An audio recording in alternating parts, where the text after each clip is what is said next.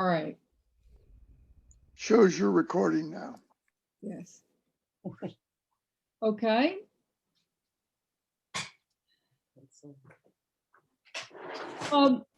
You will see, and let me just do this. Al, where does it show that she's recording? I need to know that. Oh, up in the top. There's a blinking red light in the upper left-hand corner. Thank you. Got it. That's real interesting. I wanted to just explain, first of all, the title I gave this kind of exploration of St. Paul's letter to the Philippians. I called it Finding the Courage to be Joyful, because this is one of Paul's prison letters. And he wrote 4 letters from prison. Let me see if I can change this. Here we go. Okay. And this one, it is thought by some that he wrote it from Rome. But before I get into that, I sort of got ahead of myself. Let me back up just a little bit. Let me just explain that I'm using the N.T. Wright translation for this class. And I'm using that translation because it is a contemporary translation. Here comes Ruth Cunningham. And I think that it's so contemporary that it sounds almost like a paraphrase, but it's not. It's an actual bona fide academic translation, but it's in contemporary language. So I'm using it because I think sometimes if the familiarity of the text itself can get in the way of experiencing a text in new ways. We can just get so familiar with the way a text sounds that sometimes it's hard to really hear what it says. And listening to it from a new translation or with a new translation, I think can help us look at it and explore it in new ways. What I want to do tonight is begin by setting the context just a little bit, and then we will explore the themes in the first chapter. There are 4 chapters in the letter to the Philippians, and we're going to look at chapter 1 tonight. What I'm starting with here is a map that will show you Ephesus. Here's Ephesus, here's Philippi. Philippi was on a very important road, and we're going to talk about that in a little bit, that went from Istanbul over here across northern Greece over to the northwest coast, where it was just easy to get a ship and go to Rome. That caused Philippi to be a very important city, and we'll get into that just a little bit. The reason I wanted to show you Philippi in relation to Ephesus is that although many scholars think that Paul wrote this letter from prison in Rome, N.T. Wright argues, I think quite convincingly, that Ephesus makes more sense. We'll talk a little bit about that in a minute, but suffice it to say at this point that Ephesus to Philippi was about 300 miles as the crow flies. So it sort of makes sense when Paul says that he hopes to see them soon, when he writes and says that he plans to come and see them after he gets out of prison, should he get out of prison. That's sort of hard to believe if he was in Rome, because Rome is much farther away. It's over 4,000 miles away. It's 4,600 miles away. And what's more, he mentions, Paul mentions in his writings that his hope was to go to Spain when he left Rome. Of course, as you know, he did not go anywhere. He was executed in Rome, but he said he planned to proceed to Spain. So I think there are some good reasons to believe that he might have very well been in prison in Ephesus when he wrote to the Christians at Philippi. Let me just talk a little bit about the city of Philippi itself. You can see that it was on that important road, as I mentioned. It's the Via Ignatia. The Via Ignatia went right, as I said, from Istanbul right across through Philippi, just north of Thessalonica, and over to the Mediterranean.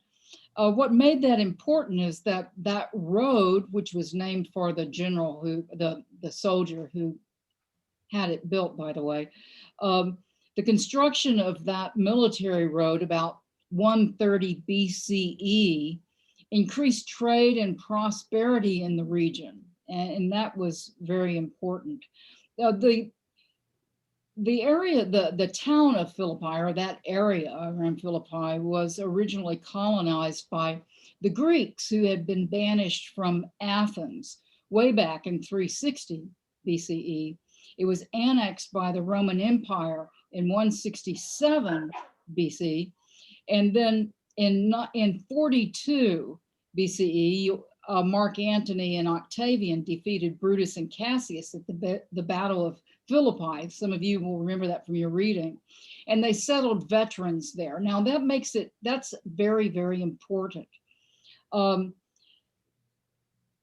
When Rome would conquer people, and when they would win battles, they would settle their veterans in these places and establish Roman colonies. That was very attractive because they couldn't very well have all these veterans coming home from these campaigns and flooding into Rome. Rome was already crowded. Rome was already highly populated enough that they had to import much of their food from Egypt and other places. And so they would settle veterans all along and establish Roman colonies throughout the empire. Another, Octavian subsequently settled another 500 veterans there after the Battle of Actium in 31 BC. The characteristics of the population of the Philippi in Paul's day was that it was a bustling city, as I mentioned, on a very busy and important commercial route. That it was inhabited by about 10,000 inhabitants, and it was a mixed population. It was full of Thracians and Greeks and Romans in the town of Philippi and the surrounding area. So there was a lot of the variety and types of people. There were markets there for agricultural produce, as well as a stopping place for travelers. Philippi was governed in the time of Paul by Italian law, which was the highest honor a Roman province could attain. Many in the Philippian community of the Jesus followers or the Messiah followers, it's a little anachronistic to call them the church. It's often done, but I think I'm going to tend to call them the Messiah followers because I think it's more how they thought of themselves. But many in that community were Roman citizens, but not all by any means.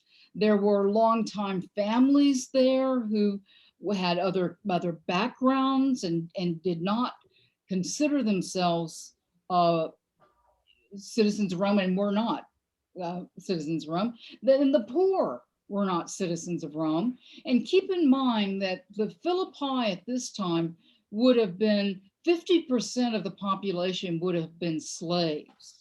So that a lot of the people were poor. Those who were Roman citizens were very proud of being Roman citizens. And so Paul will remind them that their true citizenship is in heaven. He will mention that in the first chapter and again in the third chapter, because he wants them to not be quite so prideful of being Roman citizens. Roman officials lived in Philippi as they did in most of the colonies. Roman citizens there had the right of ownership, transfer, and purchase of property, which was a huge right. And religiously, Philippi was extremely diverse as any city in the empire. There were worshipers there of Apollos, Mars, Isis, and especially Artemis. The temple to Artemis there was one of the grandest in the entire world. The city was divided into areas by religion. And that comes to be an issue for the Jesus followers, because the Jesus followers are coming from all these various diverse communities and backgrounds. Now, we don't know whether or not there were Jewish people in Philippi at the time of Rome. It's very debated. There is archaeological evidence of Jewish life in Philippi, but it's not clear whether it was before Paul's time or after. That, as I said, is debated. Oh, I just did that, didn't I? This is a little outline. Why did Paul write the letter? Paul had a strong personal attachment to the community at Philippi. If you've read the letter, you can see the sincere affection he had for them. It seems to have been a healthy community. That is, if we compare them to the Corinthians, for example. One of Paul's major themes in his letter is his joy that he finds in his relationship with them, and his joy and affection toward them. The church, importantly, the church, or the Jesus followers in Philippi, supported Paul both financially as well as spiritually. Now, why did he write the letter? Well, as I said, he was in prison, and again, N.T. Wright, and I think convincingly argues for Ephesus as the place where he was. And as I said, Rome was 4,600 miles away. Now, why write it now?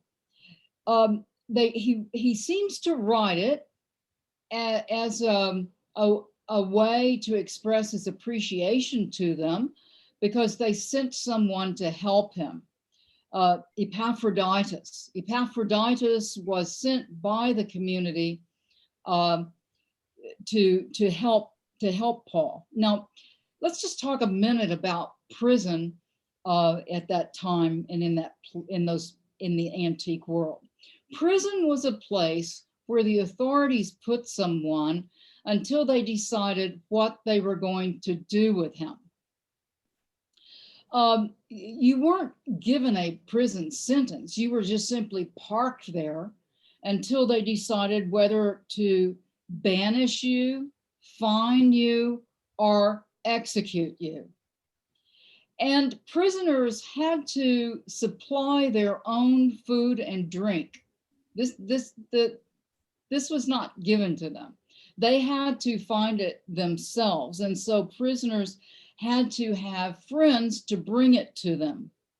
The Philippians sent Epaphroditus with money to help Paul purchase what he needed.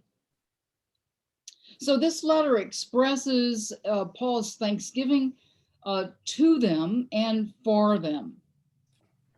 The letter also models, he himself models, being in prison and expressing his joy, how the following Christ upends all the usual ways one thinks about life. And we're going to get into that when we get into the text. So even as a prisoner, he rejoices. That's the reason I named it Finding the Courage to Find Joy, because even as a prisoner, he rejoices. Paul might say, especially because he's a prisoner, he rejoices because we follow the crucified Lord. So he tells the Philippians that they too must stand firm in the face of persecution, because they, like him, follow a crucified Messiah. So he reminds them that they can find courage to be joyful even in dire circumstances, if not especially in dire circumstances. The main themes of the letter: unity, koinonia is the word for it, and we'll talk a little bit about the meaning of koinonia, is really one of Paul's main concerns. Even though the community of the Messiah followers in Philippi are from very widely diverse circumstances, they're from widely diverse social classes. The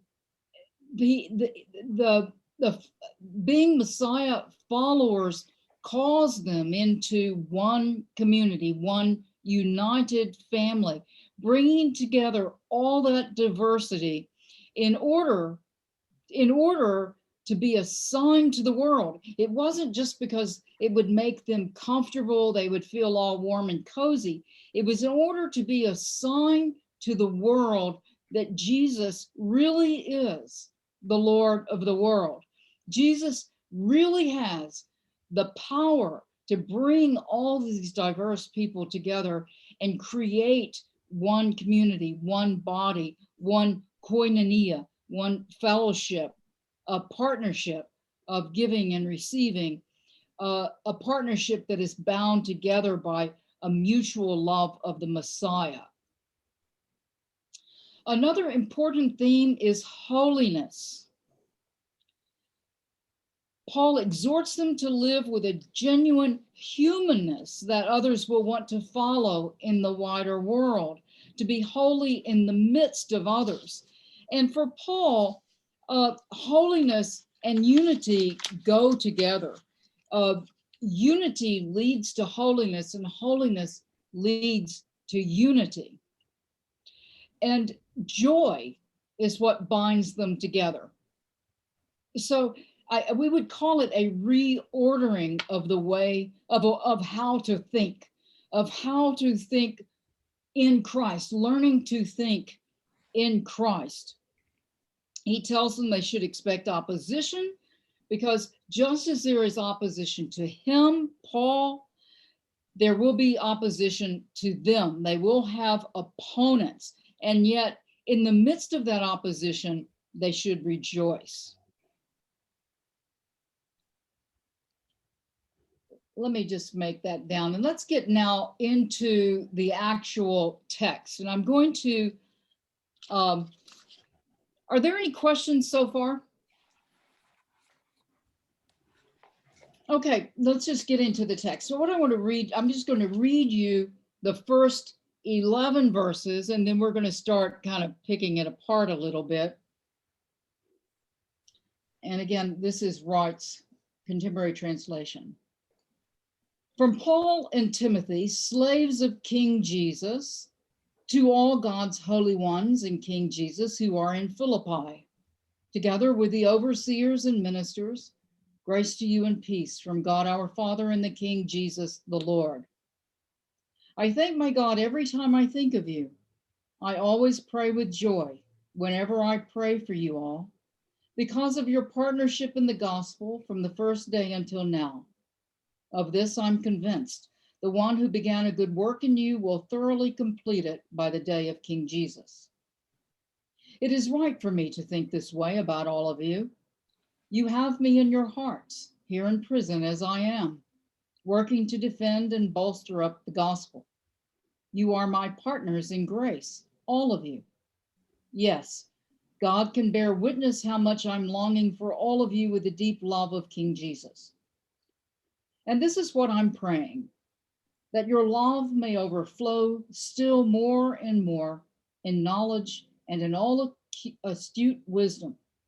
Then you will be able to tell the difference between good and evil and be sincere and faultless on the day of the Messiah, filled to overflowing with the fruit of right living, fruit that comes through King Jesus to God's glory and praise.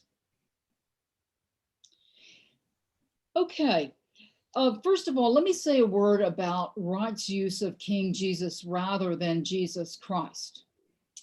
What Wright is responding to is the fact that Jesus Christ is used so much together in that formula that it almost seems as if Jesus is his given name and Christ is his surname.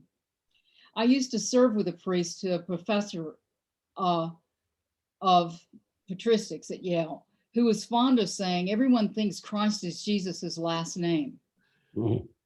Well, I think there's actually something about that. And so what Wright does is he uses the word Messiah, which is in fact what Christ means. Christos in Hebrew is Messiah, and or Christos in Greek is means the same as Messiah. So he uses Messiah and he uses King in order to just bring some freshness into it, so that we realize that the Christ, saying Jesus, the Christ, would do the same thing, but it's just more awkward.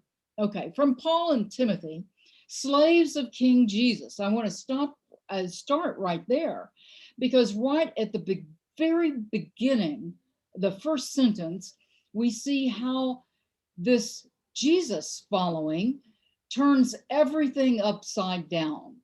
Paul was Paul was from a prestigious family.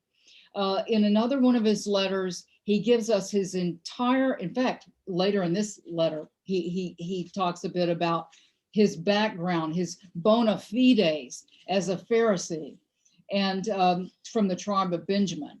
So, but now in Jesus, because he follows the Messiah, he's lost that prestige and he rejoices in being a slave of King Jesus. A slave is different than a servant. A servant can quit. A slave can't. A slave is attached to the slave's master in a way that a servant is not attached to the servant's boss. So he uses this word, and the word he uses in Greek is slave, very, very intentionally. From Paul and Timothy, slaves of King Jesus, to all God's holy ones in King Jesus who are in Philippi, with the overseers and ministers. Now, you will notice in the RSV, this will be bishops and deacons. Now, the Greek word is episkopos, which is, for us, that translates into bishop. But Wright maintains, I think rightly, that that's anachronistic, that episkopos actually means overseer, which is what a bishop is. A bishop is an overseer. And that these overseers and ministers will eventually come to be called bishops and deacons, but that it's too early to do that at this point. And that's why he's using that. And grace to you. Now, grace to you and peace from God our Father and the Lord Jesus the King. Grace is used a lot here. And Paul uses that word a great deal. And Paul speaks of grace and would want us to keep in mind that it is the gift from the one true God. And it is grace that brings about the koinonia. We cannot have koinonia, which is a fellowship, a partnership of giving and receiving, without the grace. The grace is essential to it. I thank my God every time I think of you. I always pray with joy whenever I pray for you, because of your partnership in the gospel. Again, that word koinonia. From the first day until now, of this I'm convinced, the one who began a good work in you will thoroughly complete it by the day of Jesus. Now, Paul sees the day of Jesus, or the day of the Messiah, the day of the Lord. So I've got a note here. As in two parts. there is the day and time of Jesus, which is the birth, death, resurrection, and ascension. We're talking now the day of King Jesus. And then there's the second part, which is the coming day. The coming day when through Jesus, God will do what God always promised to do through Israel's ancient scriptures. So the day of the Lord, the day of King Jesus, he uses it different terms in different times. That later he says the day of the Messiah. He's talking about both those times at the same time, but it's like one event in two parts, if you will. And then he goes on to say, it is right for me to think of this way. It is right for me to think this way about all of you. You have me in your hearts. Again, he's talking about his deep affection for the community.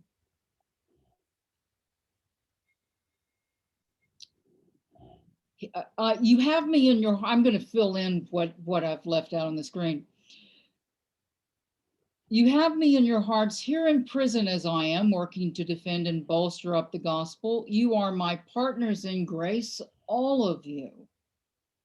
Yes, God can bear witness how much I'm longing for all of you with the deep love of King Jesus. And this is what I'm praying, that your love may overflow still more and more in knowledge and in all astute wisdom. So for Paul, what Paul's talking about here when he talks about love overflowing in knowledge and astute wisdom is he's talking about how love and discernment go together. For Paul to have the mind of Christ is to discern the mind of Christ. And you can't do that without love. Love is the vehicle which helps us discern the mind of Christ and enter into the same mind as Christ, to use one of his phrases later in the letter. Then you will be faultless on the day of the Messiah. We talked about that. So Paul's letter to them is not just thanking them for what they've done by sending this aid through Epaphroditus, but also it's forward looking. He's helping them look forward to the culmination or the part two of the day of Christ. Here we go. Now this is what I'm praying, that your love may overflow still more and more in knowledge and astute wisdom. Then you will be able to tell the difference between good and evil and be sincere and faultless on the day of the Messiah, filled to overflowing with the fruit of right living. The fruit of right living is usually the Greek word that right has translated right living is usually translated righteousness. However, in the Greek, and Father Morris might comment on this at some point going forward, in the Greek, that word carries much, much more water than the word righteousness in English. The word righteousness in English has, a bit of, it has a certain meaning, but the Greek word that we usually translate as righteousness has many meanings. It's much, much, much fuller than the word righteousness. And so what Wright does is he translates that word differently depending on how it's being used, depending on its context. So this context is filled to overflowing with the fruit of right living, because he's talking to the Philippians about how to live. Fruit that comes through King Jesus to God's glory and praise. This fruit, this image of the fruit of right living is an image or a metaphor that Paul uses quite a bit. It goes back to Eden. He uses it also in Galatians. And he means for it to have echoes of Eden, the fruit of the Garden of Eden, the fruitfulness of creation, which reflects divine love, the love of a God who created a fruitful creation. And this right living is meant to take us back to that.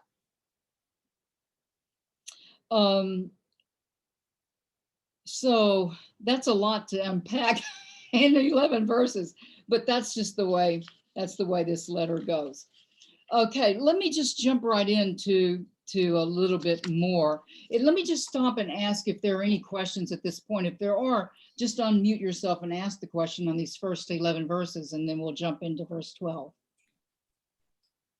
I have one question. Was this near the end of his life? Was this near? Thank you for asking. Because it sounds like it. So far, yeah, it sounds like. Well, the thing about that's an excellent question, Anita, and thank you for it. Some scholars who believe that this letter was written from Rome put it like at 61, 63, from 61 to 63.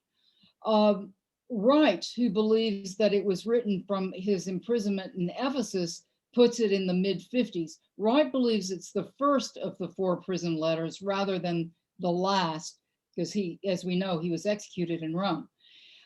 So he puts it in the mid-50s.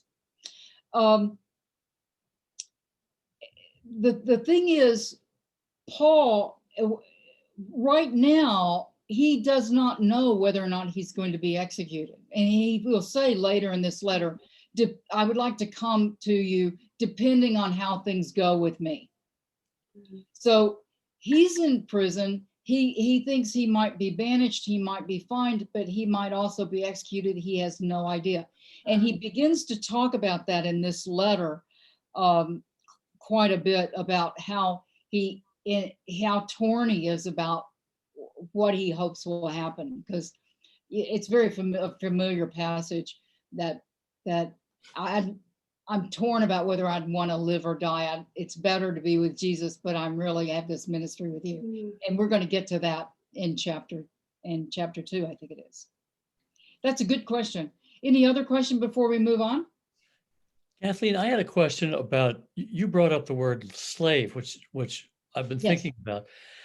And how does Paul achieve the relationship of slave to Jesus? Does that happen on the road to Damascus, where he is then taken by Christ as a slave? Or does he enslave himself to Christ because of the conversion? Where does the motivation come from, or can we tell?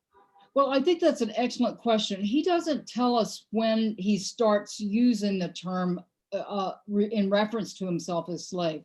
But I would suggest that what happens after his conversion on the road to Damascus is his relationship, what we would call his personal sense of relationship with Jesus becomes so profoundly deep that he begins to think of himself as a slave and as Jesus as his master.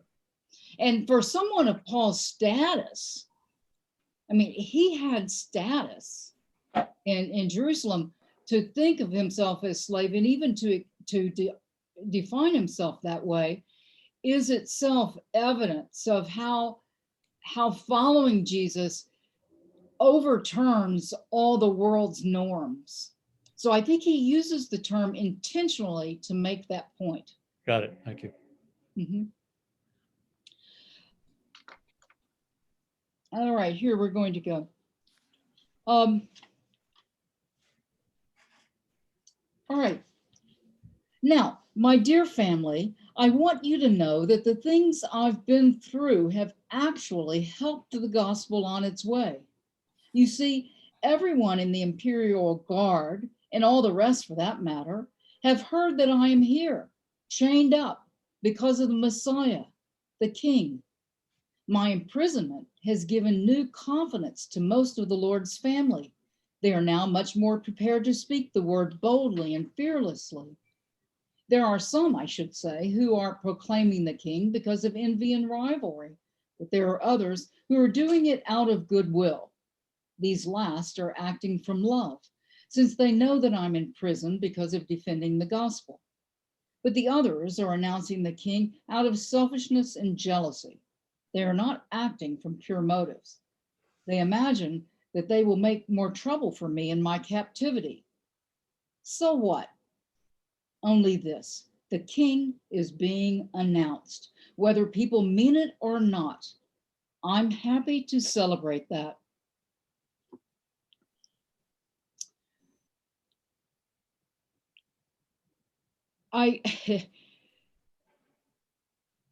Okay. So Paul is making the point here that what has happened is all for the best. I just wanted to mention Imperial Guard. The Imperial Guard, it's usually, I think, in the most common translation, we're familiar with the RSV and RSV, Praetorium. A Praetorium or Imperial Guard is in every Roman colony.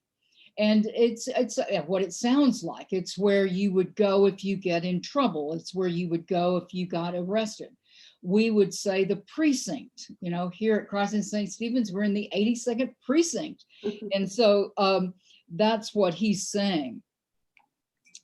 Now, you see, everybody in the Imperial Guard, in the precincts, and all the rest for that matter, have heard that I am here chained up because of the Messiah. The message is getting out. My imprisonment has given new confidence to most of the Lord's family. They are now much more prepared to speak the word boldly and fearlessly. Now, the point he's making here is that because he is in prison, others are taking over for him. Others are taking over and proclaiming the message of the Messiah because he is in prison. But there are others announcing the king out of selfishness and jealousy. Now, we don't know who these others are. He just says there are others. They could be rival ministers of the Messiah. They could be people that present themselves as Jesus followers and they're rivals to Paul. They might be Roman citizens who speak against Paul, the followers of the emperor. We don't know. We don't know. But for Paul, so what? Whether they're doing it out of selfishness or jealousy or fidelity, the king is being announced. The message of the Messiah, the messianic announcement, is what matters. That's always good because it makes things happen. So I'm happy to celebrate that. And then he goes on to say, well, let me just not go too fast. Okay, I think I made that point. So we're going to read a little bit more. So what? Only this: the king is being announced, whether people mean it or not. I'm happy to celebrate that. Yes, and I'm really going to celebrate because I know that this will result in my rescue through your prayer and the support of the Spirit of King Jesus. Here he uses the Spirit. He kind of drops that in every now and then, but anyway. I'm waiting eagerly and full of hope because nothing is going to put me to shame. I am going to be bold and outspoken, now as always. And the king is going to gain a great reputation through my body, whether in life or in death. You see, for me to live means the Messiah. To die means to make a profit. If it is to be living on in the flesh, that is fruitful work for me. Actually, I don't know which I would choose. I'm pulled both ways at once. I would really love to leave all this and be with the king, because that would be far better. But staying on here in the flesh is more vital for your sake. Since I've become convinced of this, I know that I will remain here and stay alongside all of you to help you advance and rejoice in your faith, so that the pride you take in King Jesus may overflow because of me when I come to visit you once again. So you can hear that his expectation, he had the expectation of visiting them again. And I think that back to, I mean, it's neither here nor there, but I think again, that suggests imprisonment earlier than the Roman imprisonment. Now, when he says, I know this will result in my rescue, he's quoting Job. He's quoting Job. Remember, he's a Pharisee. He knows his scripture. Because I know that this will result in my rescue through your prayer and the support of the Spirit. He does not sort of unpack the Holy Spirit a lot in this letter, but he mentions the Spirit in quite a few places. And he does mean that Spirit of Jesus, which we come to know and participate in through our love, our unity, which leads us to holiness, and the holiness which leads us to unity. It's a cycle. Now, here he says, nothing is going to put me to shame. Now, Paul lived in an honor-shame culture, and many of you know about honor-shame cultures. And I don't think I need to go on about that, but shame was not something, shame obviously was very, very negative. But Paul is saying that even being in prison, being in chains, does not bring him shame. And again, what he's doing is turning the norm upside down and inside out. Now, here's where Paul begins this reflection that scholars love to spill a lot of ink on.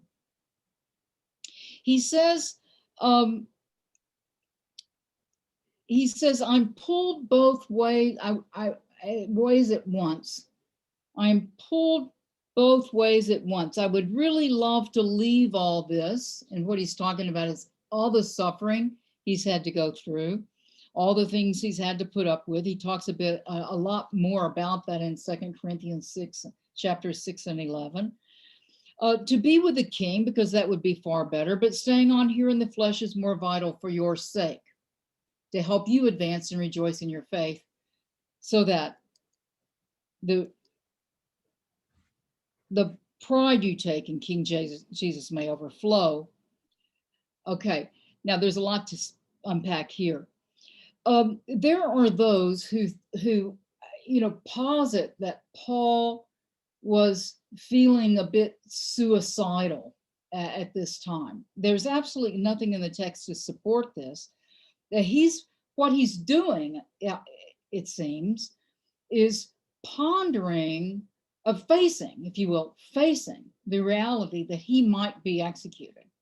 Paul has no reason to doubt that he may be executed.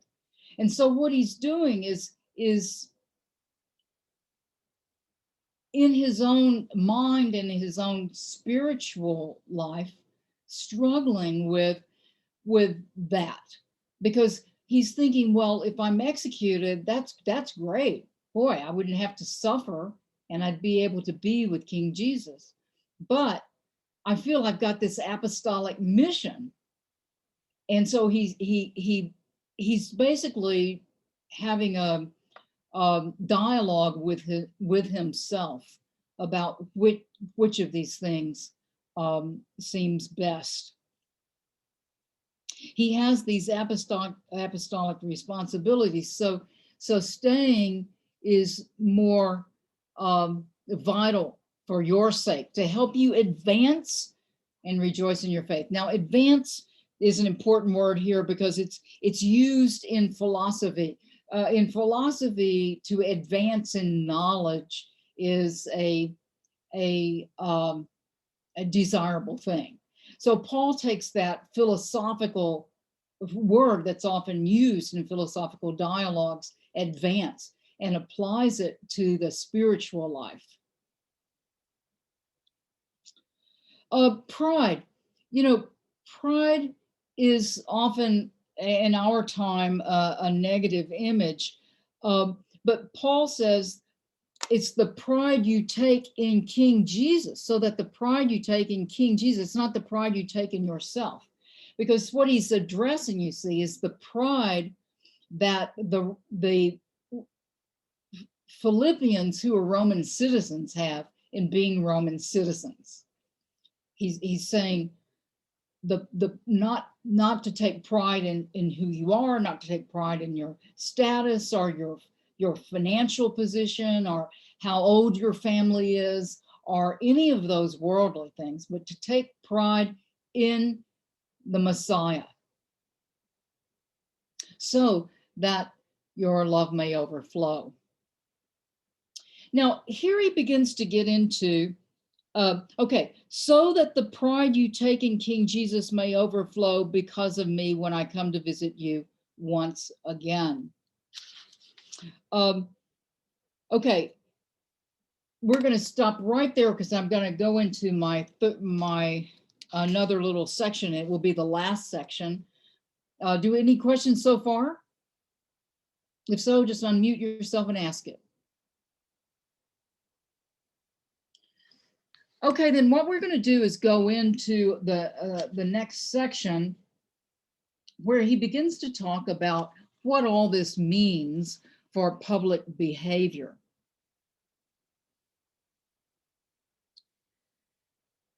I've become convinced of this. I know that I will remain here and stay alongside all of you to help you advance and rejoice in your faith, so that the pride you take in King Jesus may overflow because of me when I come to visit you once again.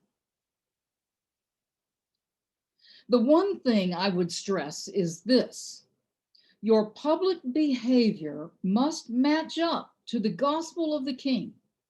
That way, whether I do come and see you or whether I remain elsewhere, the news that I get about you will indicate that you are standing firm with a single spirit, struggling side by side with one united intent for the faith of the gospel, and not letting your opponents intimidate you in any way. This is a sign from God, one that signifies their destruction, but your salvation. Yes, God has granted you that. On behalf of the King, you should not only believe in him, but also suffer for his sake. You are engaged in the same struggle which you once watched me go through. And as you now hear, I am still going through it. So, if our shared life in the King brings you any comfort, if love still has the power to make you cheerful, if we really do have a partnership in the Spirit, if your hearts are at all moved with affection and sympathy, then make my joy complete. Bring your thinking into line with one another. Here's how to do it. Hold on to the same love. Bring your innermost lives into harmony. Fix your minds on the same object. Never act out of selfish ambition or vanity. Instead, regard everybody else as your superior. Look after each other's best interests, not your own.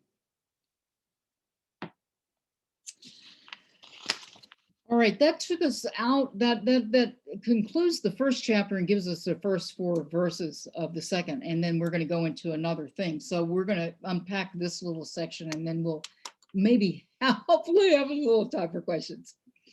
All right, public behavior. Paul wants to say that you keep in mind that in antiquity, there was no such thing as a private life. That's a modern concept because everybody knew what everybody else was doing. If your dwelling had walls, they were very thin, and the dwellings were very, very close together. And so what Paul says is that your public behavior is everything, because people are going to be watching you.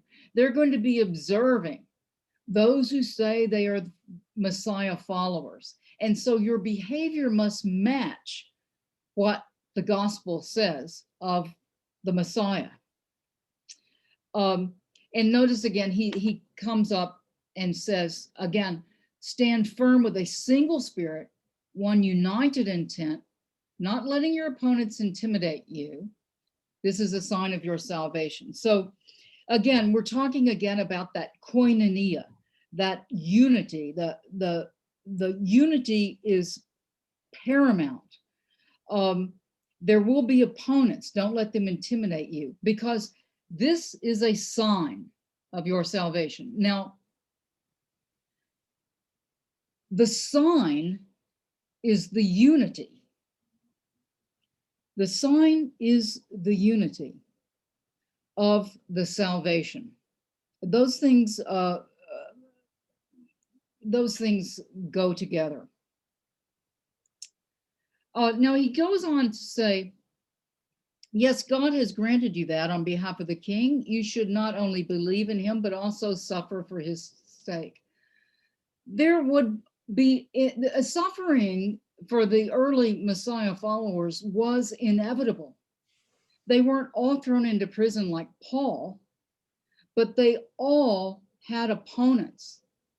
Because in Philippi, when the emperor would come through on the road, all the people from the town would go down to celebrate, but those who followed this Jesus would not.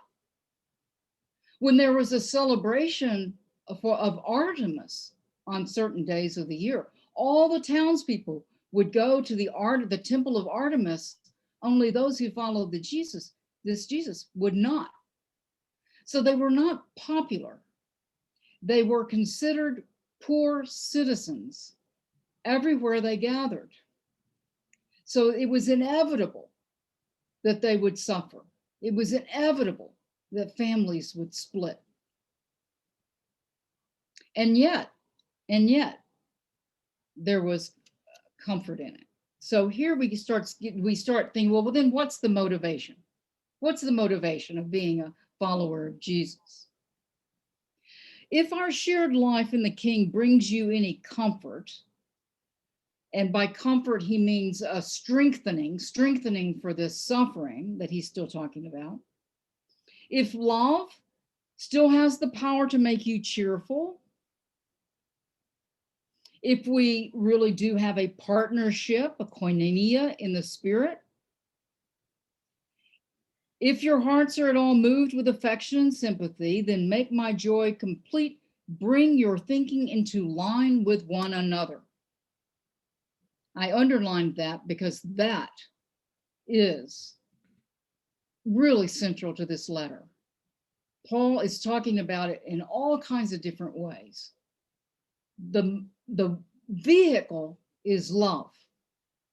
The result is holiness by coming together in unity and bringing that unity into the mind of Christ, thinking to learn about the world, thinking to learn about their relationship to the world in a completely new way.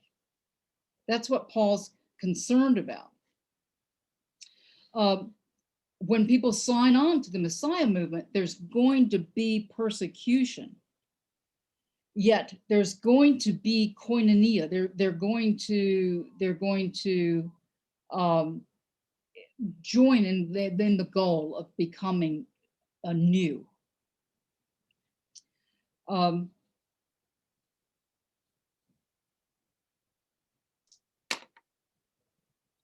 Regard everyone else as your superior. Look after each other's best interest, not, that's supposed to be your own. That's the way to start. It's the opposite of competition. It's the complete opposite of competition. And that's how they're going to enter into the mind of Christ and find themselves united. Now we've got just a few minutes, and I'm sorry, it's just a few, just for some response to what you've heard, or thoughts or questions.